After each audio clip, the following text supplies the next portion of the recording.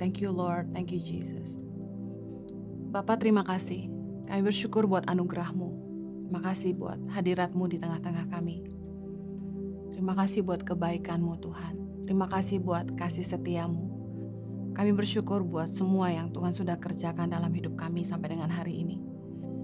Bapak, hamba-Mu menyerahkan menit-menit ke depan ke dalam pimpinan Roh-Mu. Kiranya Engkau sendiri yang berbicara buat kami. Tumpahkanlah isi hati-Mu, berikanlah roh hikmat dan wahyu, supaya setiap kami boleh memahami firman-Mu dengan bahasa yang mudah kami mengerti, supaya kami bisa menghidupinya dalam hidup kami. Ajari kami Tuhan. Tolong hamba-Mu, karena sungguh tanpa Engkau, hamba tidak mampu. Biar hanya Kristus yang selalu dipermuliakan dalam hidup kami. Demi nama Yesus kami berdoa. Amen. Halo, apa kabar? Salam damai sejahtera bagi kita semua. Senang sekali saya bisa kembali melayani. Bersyukur buat anugerah Tuhan kalau melewati masa-masa pandemi lebih dari 1 tahun ini, hampir 1 tahun ini, kita terus melihat kemurahan Tuhan dan penyertaan Tuhan yang luar biasa. Kalau kita masih bisa sehat, kalau kita masih bisa bernafas dan mendengarkan firman Tuhan hari ini. Hari ini saya akan menyampaikan firman Tuhan dengan judul Curhat Tidak Menyelesaikan Masalah. Saya terbeban sekali untuk membagikan pengalaman hidup saya, bagaimana saya menang bersama Tuhan, bagaimana saya bisa mampu menyelesaikan setiap permasalahan dalam hidup dengan pertolongan Tuhan dalam hidup saya. Begitu banyak DM yang masuk, begitu banyak curhatan yang masuk ke email maupun ke WhatsApp saya, membuat saya berpikir, begitu banyak orang yang menghadapi begitu banyak pergumulan dalam hidup mereka dan mereka nggak tahu bagaimana menghadapinya. Dan saya ingin share hari ini bagaimana Tuhan mengajar saya menang dalam setiap peperangan. Saya akan memulai dengan membagikan tentang ilmu menghadapi pergumulan. Poin yang pertama, siapa yang menjadi pelarianmu menentukan kemenanganmu. Ketika kita punya masalah, ketika kita punya pergumulan, siapa yang jadi tempat pelarian kita akan menentukan kemenangan kita.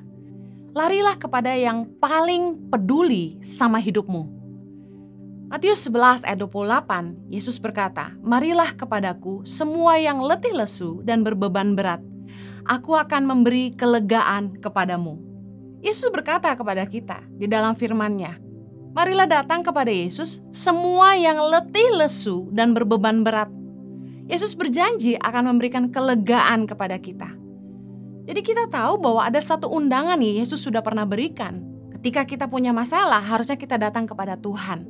Yohanes 11 ayat 1 bilang, "Janganlah gelisah hatimu, percayalah kepada Allah, percayalah juga kepadaku." Lagi-lagi Yesus berkata, ketika hati kita gelisah, kita harus belajar mempercayai Allah dengan masalah kita. Saya bersyukur di dalam hidup ini, Tuhan itu selalu membimbing hidup saya. Ketika saya besar sendiri tanpa orang tua, saya mau lari kemana? Kalau anak kecil digangguin sama temannya, mereka akan bilang gini, "Gue bilangin bapak gue loh ya. Aku laporin sama ibuku." Tapi saya mau lari kemana? Jadi dari kecil saya sudah terlatih untuk bisa menghadapi masalah saya dalam kesendirian. Tidak terhitung berapa kali saya duduk di sudut dalam kegelapan, menangis sendirian dan mencari pertolongan. Akhirnya Tuhan melatih saya untuk selalu datang kepada Tuhan setiap kali saya butuh pertolongan. Beberapa pengalaman yang kurang bagus juga mendidik saya untuk datang kepada Tuhan. Ketika saya bercerita kepada hamba Tuhan dan ternyata apa yang saya ceritakan malah dibeberkan. Ketika saya cerita sama teman baik, malah teman baik saya menceritakannya kepada orang lain. Jadi saya banyak belajar bahwa di dalam hidup ini Tuhan tuh ingin kita datang sama Tuhan. Tuhan mau waktu kita punya masalah, kita nggak lari ke tempat lain. Tapi yang paling nomor 1 kita ingat adalah Tuhan. Berhala adalah yang lain yang menjadi lebih utama daripada Tuhan dalam hidup kita. Kak Heni gimana caranya? Bu Heni gimana caranya datang sama Tuhan dengan persoalan? Kan kita nggak bisa dengar Tuhan. Mari saya ingin share pengalaman saya. Roh Kudus adalah penasehat terbaik. Mazmur 16 ayat 7. Aku memuji Tuhan yang telah memberi nasihat kepadaku. Pada waktu malam, hati nuraniku mengajari aku. Saya pernah share tentang 9 cara mendengar suara Tuhan. Ada bukunya juga. Bagaimana Tuhan itu bisa berbicara kepada kita melalui hati nurani. Mazmur 16 ayat 7, Daud juga mengalami yang sama. Dia bilang, aku memuji Tuhan yang telah memberi nasihat kepadaku. Ya, pada waktu malam hati nuraniku mengajari aku. Suatu malam, saya masih ingat hari ini, saya rebah di tempat tidur sambil menemani anak-anak saya yang masih kecil di tengah kegelapan, karena kalau kami tidur lampu selalu dimatikan semuanya, dan saya masih bisa melihat dalam kegelapan langit-langit rumah karena warnanya putih. Dan saya bilang sama Tuhan begini, Bapak, apa yang saya harus lakukan untuk memberi makan ribuan anak di Indonesia? Dan malam itu, suara hati nurani saya yang saya percaya itu suara Roh Kudus berkata begini, kata-kata inspirasi. Kata-kata inspirasi, jelas sekali. Saya bingung, maksudnya apa Tuhan? Saya harus bikin apa? Tiba-tiba Tuhan taruh hikmat di hati saya untuk membuat merchandise Tangan Pengharapan. Itulah kali pertama Tuhan ngajarin saya untuk bikin kaos yang kemudian oleh atas bantuan kakak kandung saya sendiri, saya diberi ide untuk menamakannya dengan merek Positif by YTP. Seperti yang saya kenakan hari ini. Inspirasi yang Tuhan berikan adalah saya harus menciptakan produk-produk kaos Tangan Pengharapan dengan merek Positif by YTP yang kata-katanya harus bisa menginspirasi orang lain. Kata-kata yang positif, kata-kata yang membangun iman orang, membuat orang berpikir untuk hidup lebih baik. Kata-kata yang menginspirasi. Mulailah saya membuat kaos dengan 10 desain awalnya. Awalnya penjualannya berat, sulit menemukan vendor yang bagus, dan akhirnya Tuhan buka jalan terus sampai dengan hari ini. Saya bersyukur kalau kualitas Positif by YTP semakin baik, semakin hari, semakin bervariasi dengan model yang lebih menarik. Dan saya bersyukur sama Tuhan, saya yang gak pernah sekolah fashion designer, dapat hikmat dari Tuhan untuk mengerjakan semua yang hari ini Tuhan percayakan. Roh Kudus adalah penasehat terbaik waktu kita punya masalah. Kalau kita lari sama manusia, mereka juga gak tahu apa yang harus mereka katakan sama kita. Tapi Tuhan adalah penolong, dan Dia yang paling tahu masa depan kita. Hari ini Positif by YTP sudah jalan sejak 2009 ke 2001, 2021, sudah 11 tahun, 12 tahun. Tuhan baik sekali.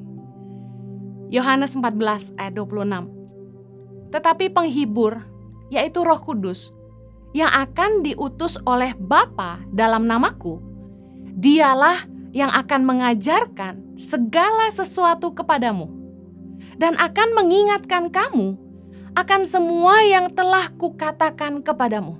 Yesus telah berjanji bahwa Bapa akan mengirimkan Roh Kudus yang tidak hanya menjadi penghibur dalam kesusahan kita, tapi Roh Kudus yang juga akan mengajarkan kita segala sesuatu dan mengingatkan kita akan firman Tuhan, akan semua yang Yesus telah ajarkan kepada kita. Andalkan Tuhan, minta pimpinan suara Roh Kudus dalam hati kita, sehingga ketika kita menghadapi masalah, datang pada Tuhan dan bilang, Tuhan tolong saya, Roh Kudus pimpin saya. Saya percaya Dia roh penghibur yang pasti akan menghibur hati kita, memberi kita kekuatan, dan bahkan memberikan kita bimbingan yang sesuai dengan kebenaran firman Tuhan. Nasihat manusia belum tentu benar, tapi pimpinan Roh Kudus sudah pasti benar. Saya ingin mengajak Anda untuk mari menang bersama Tuhan. Bolehkah kita konseling sama hamba Tuhan? Bolehkah kita datang kepada hamba Tuhan? Boleh, tapi dengar baik. Hamba Tuhan bukan Tuhan. Bahaya sekali kalau kita terlalu mengidolakan seorang hamba Tuhan, lalu kita mendewakan apapun yang ia katakan. Saya hati-hati sekali memberi nasihat ketika ada orang yang bertanya kepada saya. Saya selalu katakan begini, keputusan itu harus kamu yang buat. Jangan biarkan orang lain yang menentukan masa depanmu. Hamba Tuhan harus hati-hati bernubuat. Tidak boleh kubuat-buat. Pengalaman kita bukan jawaban buat semua. Firman Tuhan harus yang selalu jadi kebenaran, yang membimbing keputusan kita, yang menjadi pagar landasan dari setiap keputusan kita, bukan pengalaman kita. Hati-hati sekali memberi nasihat yang merupakan final decision untuk seseorang hidupi, atau menjadi sebuah jawaban untuk langkah yang dia harus ambil dalam hidupnya. Contoh, memberi nasihat dia harus nikah sama siapa, memberi nasihat dia harus sekolah apa, kerja apa, mengambil keputusan A atau B. Hindari mengambil keputusan untuk hidup orang lain. Mazmur 118 ayat ke-8 berkata, lebih baik berlindung pada Tuhan daripada percaya kepada manusia. Dengar baik, lebih baik berlindung kepada Tuhan daripada percaya kepada manusia sekalipun mereka menyebut dirinya hamba Tuhan. Kenapa lebih percaya manusia daripada Tuhan? Saya sekali-kali tidak akan pernah meragukan perkataan Tuhan. Tapi perkataan manusia belum tentu bisa dipercaya. Orang yang tidak mengenal kita dengan baik tidak mungkin mengerti pergumulan kita. Mereka nggak mungkin bisa ngerti keadaan kita, orang-orang di sekeliling kita, dan ketika kita dengar curhatan mereka, kita cuma dengar satu arah. Bagaimana kita bisa menguji kebenarannya? Orang-orang yang tidak sayang sama kita tidak akan peduli tentang hidup kita. Nah, bagaimana mau sayang kalau tidak ada hubungan? Serta-merta tahu seorang hamba Tuhan langsung didatangi, langsung bilang, bisa saya konseling? Pertanyaan saya, belum tentu hamba Tuhan itu mengerti hidupmu dan peduli sama kamu, dan belum tentu bisa memberikan arahan yang terbaik buat kamu.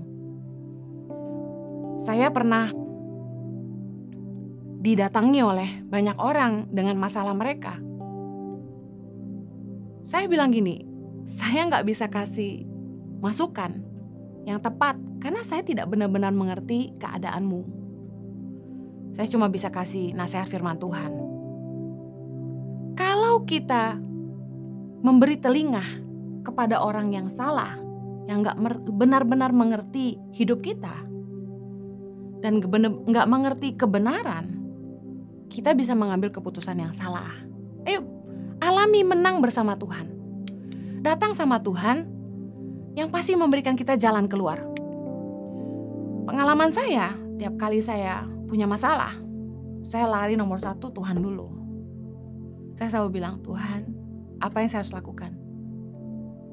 Bapak tolong saya. Di poin kedua, saya ingin mengajarkan ilmu menghadapi pergumulan. Kebenaran adalah jalan yang benar. Amsal 3 ayat 5 bilang gini, percayalah kepada Tuhan dengan segenap hatimu, dan janganlah bersandar kepada pengertianmu sendiri. Sebagai manusia, kita pasti punya banyak ide, kreatif dengan berbagai cara untuk menyelesaikan masalah. Tapi dengar baik, pastikan hikmat yang Tuhan berikan itu selaras dengan kebenaran. Keputusan yang kita buat harus selaras dengan firman Tuhan. Jangan hanya bersandar kepada pengertian kita sendiri, tapi percayalah kepada kebenaran Tuhan. Mazmur 119 ayat 24 bilang gini, ya, peringatan-peringatanmu menjadi kegemaranku, menjadi penasehat-penasehatku. Saya percaya gini, keputusan yang kita buat kalau itu sesuai dengan kebenaran firman, berlandaskan firman Tuhan, udah pasti benar. Tapi kalau keputusan yang kita buat itu nggak sesuai dengan firman, jangan sekali-kali buat keputusan. Tuhan kalau kasih kita hikmat itu selalu sesuai kebenaran firman. Saya percaya Tuhan memberi kita akal budi dan hati nurani untuk kita berpikir, mempertimbangkan jalan keluar atas setiap permasalahan. Tidak mungkin kita hanya duduk diam, dengar sampai Tuhan berbicara baru kita bertindak. Tuhan juga bisa bekerja lewat hati nurani dan akal budi kita. Masalah yang kita hadapi dalam hidup kita, firman Tuhan katakan tidak akan melebihi kemampuan kita sebagai manusia. Tuhan pasti akan memberikan jalan keluar. 1 Korintus 10 ayat 13 bilang gini, pencobaan-pencobaan yang kamu alami ialah pencobaan-pencobaan biasa yang tidak melebihi kekuatan manusia. Sebab Allah setia dan karena itu Ia tidak akan membiarkan kamu dicobai melampaui kekuatanmu. Pada waktu kamu dicobai, dengar baik, Ia akan memberikan kepadamu jalan keluar sehingga kamu dapat menanggungnya. Percayalah, Bapa mengasihi kita dan Dia tidak akan meninggalkan kita. Tuhan gak akan membiarkan kita dicobai melampaui kekuatan kita. Dan firman-Nya berjanji bahwa Tuhan akan memberikan jalan keluar buat masalah kita. Oleh karena itu penting banget kita datang sama Tuhan dan minta hikmat Tuhan. Langkah apa yang harus kita buat? Saya belajar menghadapi apapun yang saya hadapi, baik dalam keluarga maupun di dalam pelayanan, di dalam Yayasan Tangan Pengharapan, saya selalu minta hikmat Tuhan. Tuhan itu luar biasa. Kalau kita selalu datang sama Dia, Tuhan itu selalu kasih kita hikmat in advance. Sebelum masalah itu datang, luar biasa hikmat Tuhan bekerja. Sebelum pandemi datang, Roh Tuhan mengajar saya untuk memberikan prioritas waktu untuk keluarga. Kemudian, Roh Tuhan mengajar saya untuk fokus kepada pelayanan online, untuk mulai mengerjakan pelayanan lewat YouTube. Kemudian saya taat dan memulai itu di Mei 2019. Dan kemudian Tuhan taruh lagi di hati saya untuk membuat gereja online sebelum pandemi datang. Luar biasa Tuhan. Sebelum masalah itu menghantam, sebelum pandemi datang, Tuhan sudah mempersiapkan saya. Kalau kita terbiasa mengandalkan Tuhan dan kita selalu berpegang kepada kebenaran firman Tuhan, pimpinan Tuhan tuh luar biasa. Kalau kita menghadapi masalah, jangan pakai pengertian sendiri yang berlawanan dengan kebenaran firman. Apalagi sampai merugikan orang lain, mencelakakan orang lain, atau menjatuhkan orang lain. Saya yakin hikmat yang dari Tuhan ketika kita harus menghadapi masalah apapun, pasti hikmatnya itu sesuai dengan kebenaran firman. Firman Tuhan harus selalu jadi landasan dalam setiap pertimbangan hati kita, bukan pengalaman kita. Firman Tuhan harus selalu jadi acuan dalam setiap keputusan. Apa kata firman? Tahukah Anda Alkitab itu kaya dengan segala masalah kehidupan? Alkitab itu manual book untuk kehidupan kita. Seperti barang kalau sudah tidak berfungsi, kita biasanya langsung baca manual booknya. Sama dengan hidup kita. Firman Tuhan adalah pegangan, landasan. Punya masalah apa? Aduh, saya tuh kalau sudah dikasih hikmat sama Roh Kudus untuk nyampein khotbah apa, heran saya. Ada aja ayatnya. Sampai saya geleng-geleng. Ayat-ayat yang saya gak pernah temukan sebelumnya, saya temukan ketika Tuhan bicara. Keren banget firman Tuhan. Boleh gak kita minta nasihat dari orang lain? Boleh. Kita boleh minta nasihat dari orang-orang benar yang mengerti keadaan kita, sungguh-sungguh mengenal kita, mengasihi kita, dan peduli sama hidup kita. Tadi saya sudah cerita, jangan serta-merta datangi hamba Tuhan yang tidak mengenal kamu dengan benar. Dengarkan nasihat yang sehat. Amsal 19 ayat 20 bilang, dengarkanlah nasihat dan terimalah didikan, supaya kamu menjadi bijak di masa depan. Nasihat yang baik itu datang dari orang-orang yang benar, orang-orang yang hidupnya berlandaskan firman, orang-orang yang mengasihi kita, contoh orang tua kita. Orang-orang yang takut akan Tuhan, yang bisa memberikan kita nasihat yang benar. Amsal 12 ayat 15. Jalan orang bodoh lurus dalam anggapannya sendiri, tetapi siapa mendengarkan nasihat, ia bijak. Bertanyalah kepada mentor-mentor rohani. Makanya saya bersyukur di Impact Community Indonesia, di gereja yang kami layani hari ini, jemaat-jemaat tergabung dalam cell groups yang tentunya melalui aplikasi Zoom saat ini. Dan kami dibantu oleh para mentor-mentor yang mengayomi, menggembalakan, mendewasakan domba-domba yang Tuhan percayakan. Bersyukur sekali kami punya mentor juga yang bisa kami tanya pendapatnya untuk pelayanan orang-orang yang mengerti tentang gereja lebih baik daripada kami, dan bagaimana kami hari ini juga mengembalakan mentor-mentor di bawah kami. Kami bersyukur Tuhan itu mengirimkan orang-orang yang tepat untuk bicara buat hidup kita. Karena tanpa mentor-mentor rohani, kita hari ini gak mungkin bertumbuh. Dalam hidup kita perlu punya mentor. Oleh karena itu, saran saya tergabunglah dalam komunitas yang sehat.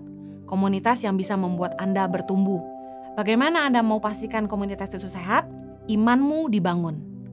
Hidupmu berbuah. Itu komunitas yang sehat. Poin ketiga di dalam ilmu menghadapi pergumulan adalah hadapi persoalanmu.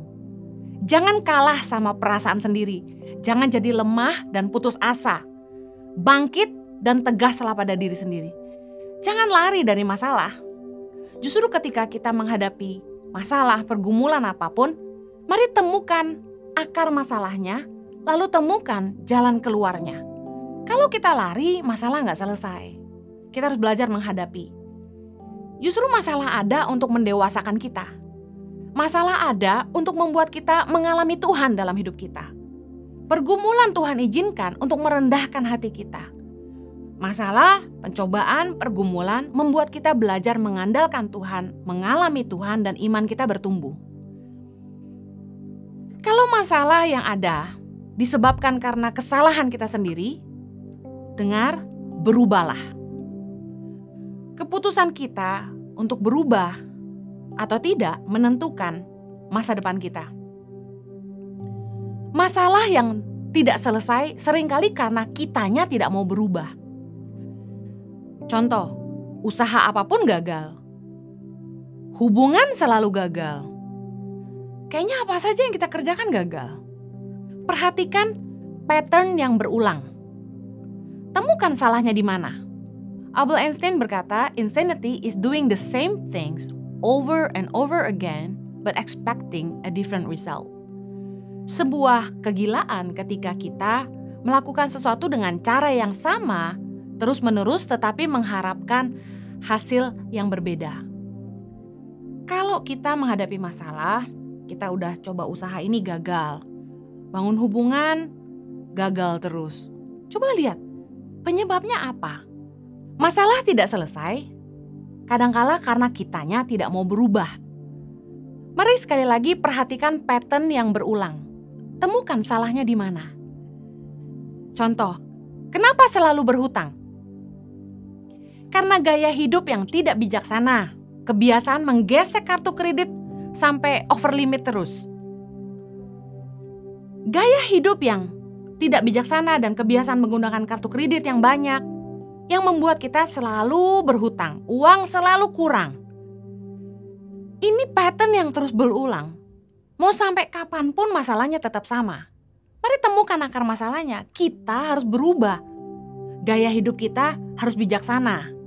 Berhenti pakai kartu kredit. Kalau perlu, tutup semua kartu kredit.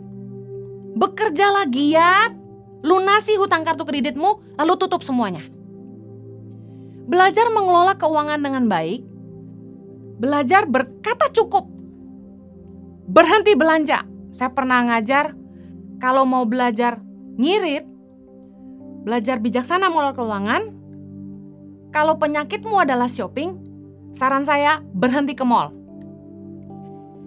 Berhenti browsing shopping online. Kalau mau bebas dari hutang, yang harus diperbaiki itu gaya hidupnya. Pengeluaran selalu lebih besar daripada pendapatan. sampai kapanpun gak akan pernah menang dengan hutang kalau kita gak ngerubah gaya hidup kita. Belajar berkata cukup. Kenapa pacaran gak pernah jadi?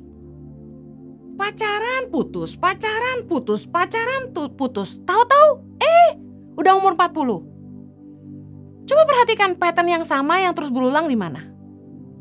Oh, kalau cari pacar selalu maunya yang fisiknya cantik. Harus daun muda. Gak mau yang umurnya deket-deket. Soalnya udah umur 40, masa mau cari yang umur 35? Gak mau dong. Carinya yang selalu lebih muda. Nah, patternnya berulang. Fisik harus cantik, harus daun muda. Gak jadi-jadi. Kenapa? Gak disetujui orang tuanya.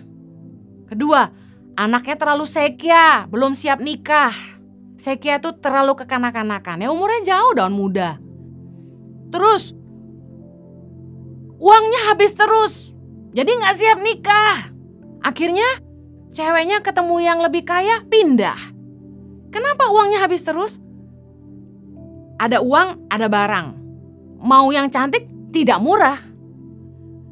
Kenapa gak nikah-nikah? Karena gak cari yang serius, yang siap nikah.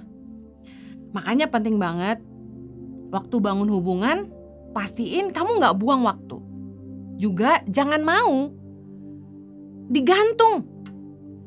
Cari yang pasti-pasti aja. Memang mungkin gak terlalu mudah, tapi udahlah. Kamu juga udah gak terlalu muda kan? Kalau cari yang muda-muda banget, masalahnya sama terus. Gak siap nikah dan mereka cari yang lebih kaya. Kalau siap terima minus-minusnya, udah cari bunga desa aja. Yang culun dan gak tahu apa-apa. Gampang, lamar, nikah, selesai. Tapi siap hadapi konsekuensinya. Ada orang yang jatuh bangun terus, gak bisa menang atas dosa. Kenapa? Mari pelajari pattern yang sama yang terus berulang.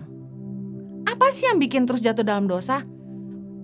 Firman Tuhan berkata, perhatikan betapa dalamnya kamu jatuh. Di mana kamu jatuh? Karena nonton video porno kah?